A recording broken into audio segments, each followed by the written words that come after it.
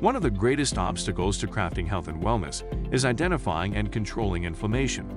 It's at the core of all complex and chronic diseases, and it's the driving mechanism that underlies the most common symptoms that people like you struggle to overcome. Join us as we explore cutting-edge science and research to give you the information and tools you need to create the quality of life you want and deserve. And now, here is the host of Inflammation Nation, Dr. Stephen Noseworthy. So we have a couple of more topics just to finish off this discussion in this little mini series on healthy weight loss and the role that inflammation plays.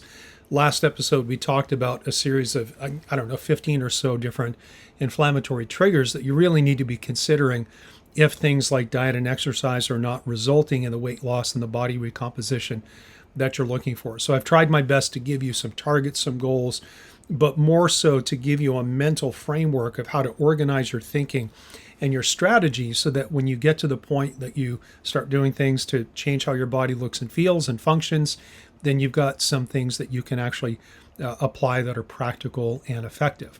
So the next thing I want to talk about is really a dovetail off the last discussion, which is about inflammation, because ultimately at the end of the day, all inflammatory triggers try to do one thing, and that is to activate something called NFkB, which is called a nuclear transcription factor that controls the cell's production of inflammatory chemicals like cytokines.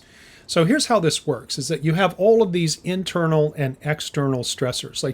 Let's bring our thought process down to the cellular level.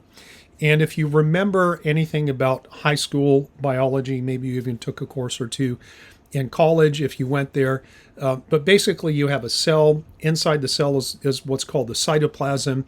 And floating around the cytoplasm is something called the nucleus. And inside the nucleus is where you have your DNA. And DNA contains the instructions on how to make things that are relevant to the function and the structure of that particular cell. So the DNA of a muscle cell is going to be a little bit different than the DNA of a liver cell, which is going to be different than the DNA of a brain cell. And there are DNA instructions encoded in immune cells as well. But nevertheless, whether your stressor is an external stressor like external psychological stressors like a bad work environment or a bad relationship, if it is an environmental compound, if it's an internal stressor like an infection, a leaky gut, a blood sugar, or a hormonal imbalances, remember, all of these things can drive inflammation. They all do one thing as they converge down at the cellular level, and that is to encourage this thing called NFkB to go from the cytoplasm, the general interior of the cell, into the nucleus, let's call it the inner sanctum of the cell, where it can bind to what's called a promoter region on the DNA that contains the instructions that says, hey, let's start making inflammatory chemicals. And so this character called NFkB is called or considered to be the final common pathway of all inflammatory triggers, because if we boil down inflammation to one thing, it's activation of NFkB. Now, a couple of things here.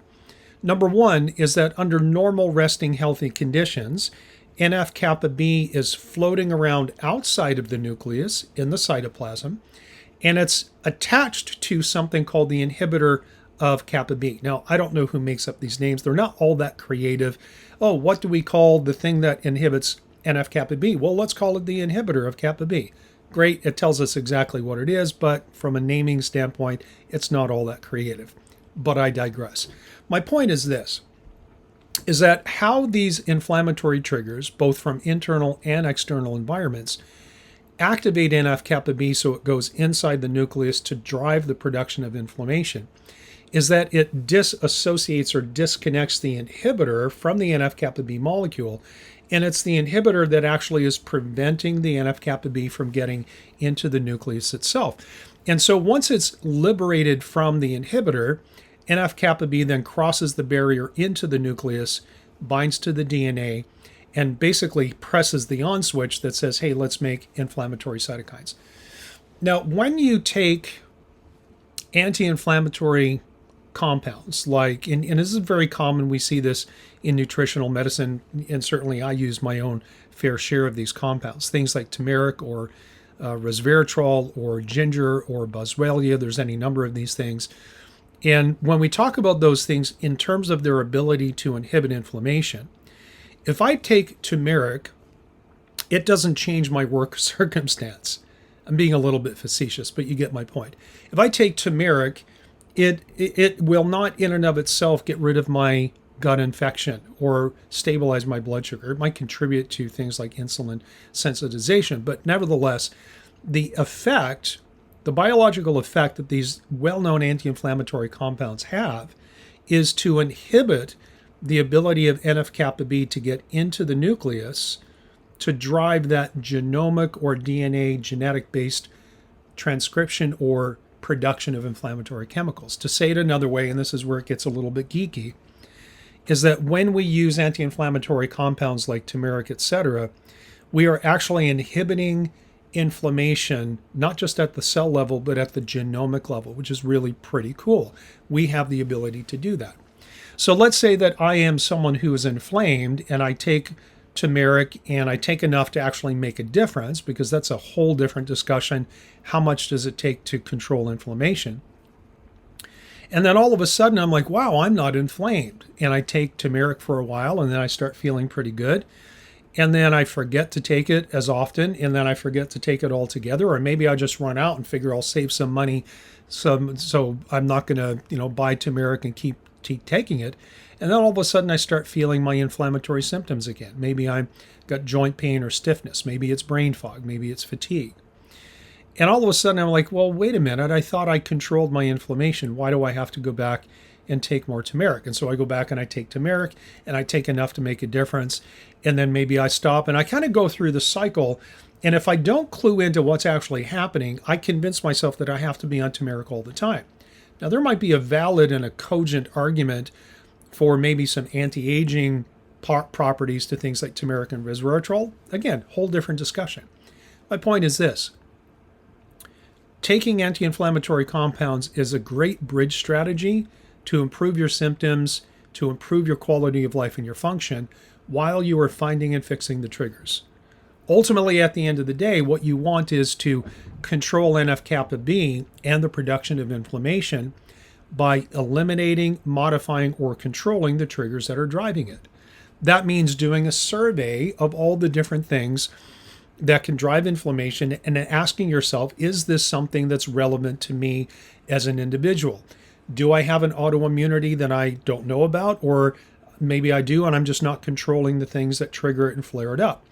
Do I have a leaky infected gut? Do I have food sensitivities yet I continue to eat those things? Is my blood sugar under control? What about my hormone balance? What about my thought patterns? Am I a positive or a negative person? Do I feel happy and loved in general in life? Do I exercise too little? Do I exercise too much? And what about my environmental burden and my ability to detox and really control and get rid of those things? Ultimately, at the end of the day, what you want to do is find and fix the trigger and not necessarily constantly rely on the nutritional approach to dampen the inflammatory cascade, because eventually the trigger is going to win. The dose of turmeric or resveratrol or whatever that used to work in the past is not going to work at some point in the future, because that's a losing proposition.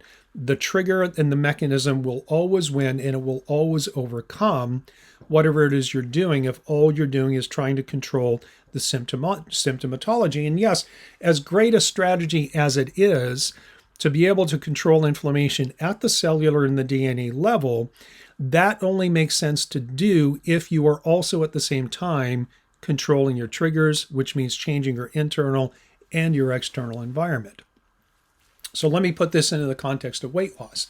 Again, if you're on a diet in the sense of you're restricting your calories at an appropriate level that is going to encourage weight loss, if you're exercising and are sufficiently active throughout your day to expend enough calories also to encourage weight loss, and it's still not working, then there are issues that relate to something to do with a metabolic fault or a metabolic dysregulation or imbalance, however you want to call it.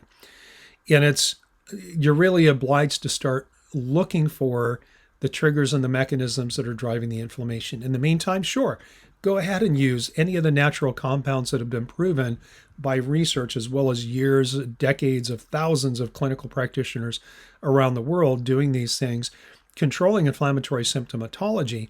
But controlling symptoms by taking a natural compound is not the same as fixing the root cause. That's the thing that you want to get to. Thank you so much for listening to the Inflammation Nation. If you found this episode valuable, please rate, review, and subscribe to our podcast.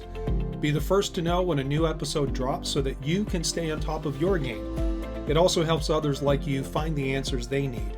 And why not head over to my main website, drnoseworthy.com, that's drnoseworthy.com, to explore my personalized functional medicine coaching programs, submit a question to the podcast, maybe take a quiz, or even reach out to me using the contact form that you can find there. We'll see you next time.